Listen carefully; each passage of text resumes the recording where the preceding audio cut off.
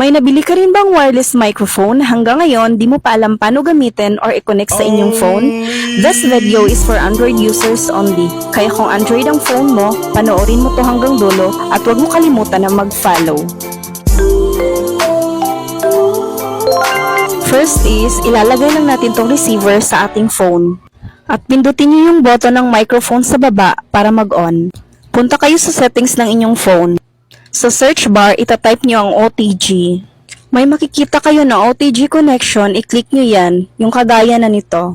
And then, try natin mag-video kung gagana ba ang ating wireless microphone. I-review natin kung anong kalalabasan after, kung gagana ba o hindi. Hello, mic test, mic test, mic test.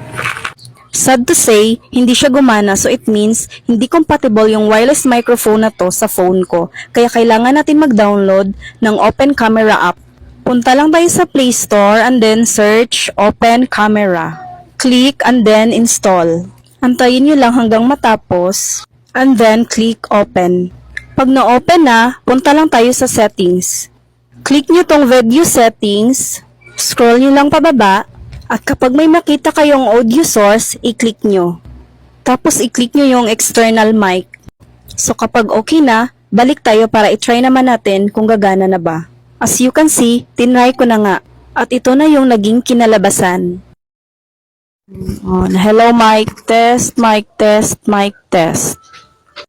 At ito na nga yung gamit ko ngayon sa pag-voice over. Basta wag mo kalimutang mag-follow para updated ka sa iba pang mga video tutorials na i-upload ko. Yun lang, bye!